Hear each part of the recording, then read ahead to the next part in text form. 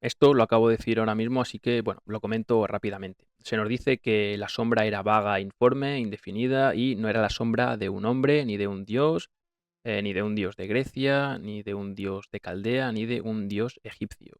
Aquí Poe lo que está haciendo es despersonalizando esta sombra. Trata de eliminar cualquier referencia a cualquier cultura y después veremos por qué hace esto. Porque esa sombra no es algo que pertenezca exclusivamente a un tiempo, a una cultura y a una religión, sino que es algo mayor. Bueno, si os habéis leído el texto, ya sabéis qué es esa sombra. Bueno, y esto lo dije antes, pero lo repito porque es interesante y le da continuidad al texto. Dice, y la puerta donde estaba la sombra, si recuerdo bien, se alzaba frente a los pies del joven Zoilo amortajado. Bueno, la sombra se coloca a los pies del muerto porque tenemos aquí una especie de representación de la muerte física, pero también de la muerte intangible. La muerte física, la muerte tangible, la muerte que puede tocarse, la muerte física, vendría a ser el joven Zoilo, que está entre ellos. Y esta muerte etérea, que viene a ser la representación de todos los muertos del mundo, es la sombra. De nuevo, fijaos qué poco gratuita es la literatura. De nuevo, fijaos cómo se contraponen el plano material y el plano espiritual o intangible. Lo veíamos al principio. El tema del miedo y esa sensación de agobio que sienten los personajes, que es algo que no se puede tocar, aunque se siente, y los elementos físicos, el vino, los muebles, los cortinajes. Constantemente en el relato se está jugando con estos dos planos, con lo tangible y con lo intangible. Y acabo de decir que en literatura nada es gratuito y por supuesto el 7, el número 7 tampoco lo es.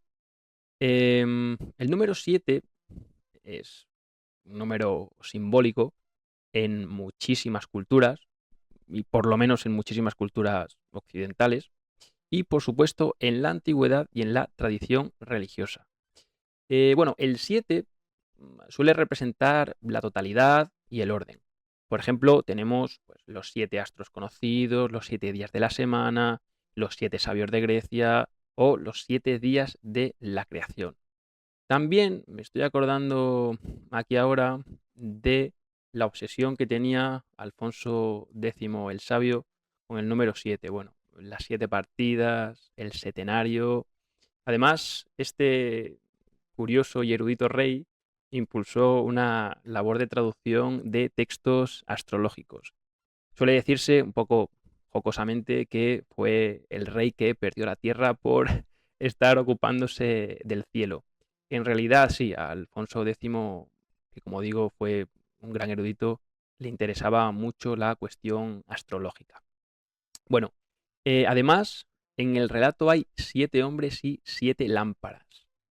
Bueno, yo creo que esto podría leerse como una pequeña representación de la humanidad entera esperando a su final.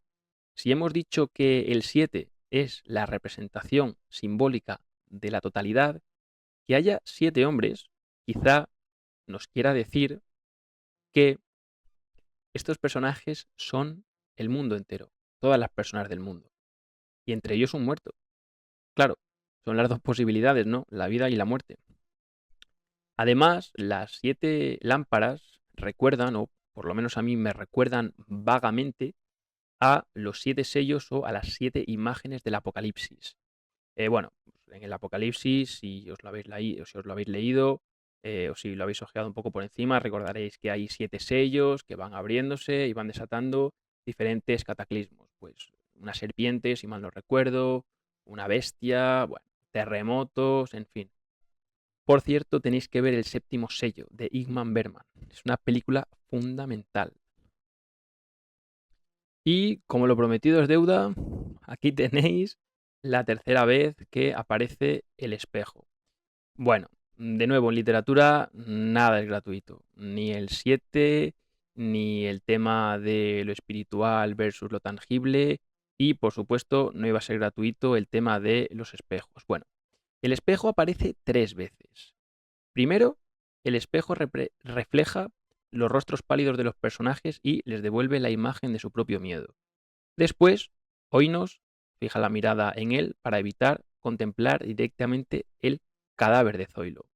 Y, finalmente, cuando aparece la sombra, los 7 personajes vuelven a mirar al espejo porque no se atreven a enfrentarse de forma directa a ella, a este personaje que es la sombra. Entonces, podríamos decir que el espejo funciona como una especie de pantalla protectora. ¿Qué quiero decir con esto? Bueno, pues que permite observar el horror de forma indirecta.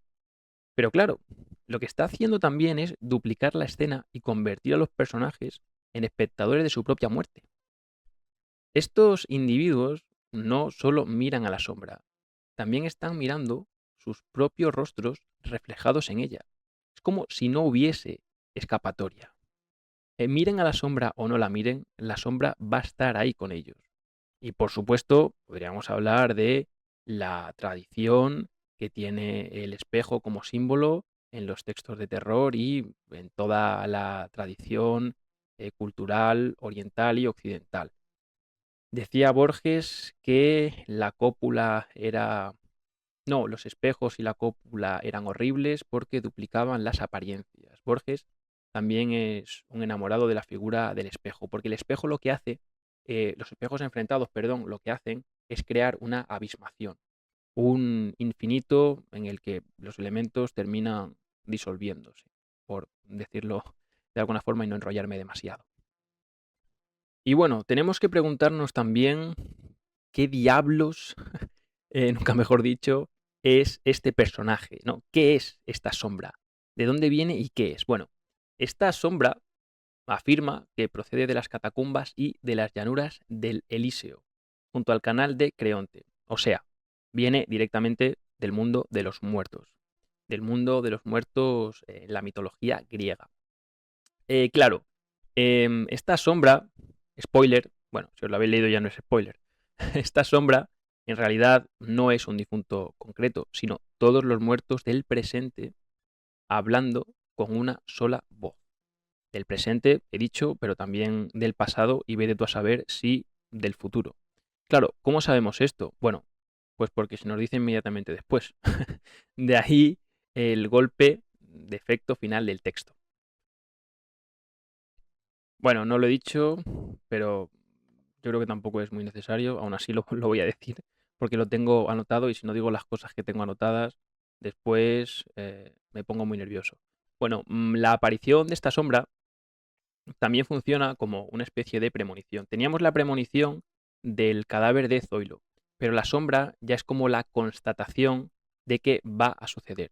¿A qué me refiero? Bueno, a que los 7 hombres, al fin, cuando aparece la sombra, comprenden que van a formar parte de esa misma multitud de muertos. Y por último, tenemos lo que yo he denominado como la culminación del memento mori. En realidad, yo creo que todo el texto está construido desde el principio, desde el tópico del memento mori. Bueno, el cadáver de Zoilo, la peste, las calles vacías, eso por una parte, pero después tenemos el vino también, que recuerda a la sangre. Y finalmente la sombra repite una misma idea, que vendría a ser, podéis cantar, podéis beber, podéis reír, podéis gozar sexualmente todo lo que queráis, pero la muerte ha estado siempre y siempre estará dentro de esta habitación. Simbólicamente con el muerto y, como he dicho antes, semipresencialmente o presencialmente, como lo queráis ver, con la sombra. Porque es un personaje inestable, que no se sabe muy bien si es un individuo, si es otro, si es un ánima, en fin. Y hasta aquí, yo creo que, bueno, se podrían comentar muchísimas cosas más, pero voy a dejarlo aquí porque yo creo que este vídeo ya se me va a 1 hora y tampoco es plan de hacer vídeos tan largos. Bueno, si os ha interesado, si os ha gustado el vídeo, por favor, hacedmelo saber en los comentarios. Si queréis añadir alguna cosita más, yo estaré encantado de leerla. Y Si queréis que haga el análisis de algún texto futuro en concreto, pues yo estoy encantado de leer todas las sugerencias. Nos vemos en un próximo vídeo. Muchas gracias.